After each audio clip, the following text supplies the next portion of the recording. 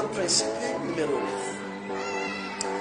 Le principe numéro 9 izy i raha io mahakasiky ny mindset zay mahatonga zany karaha io mindset toetsaigny fomba fisaigna izy mivôla T-HARV EKER. If you change your mindset, you will change your life.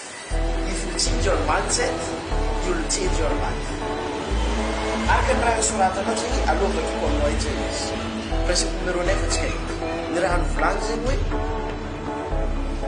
it's not enough to be in the right place at the right time.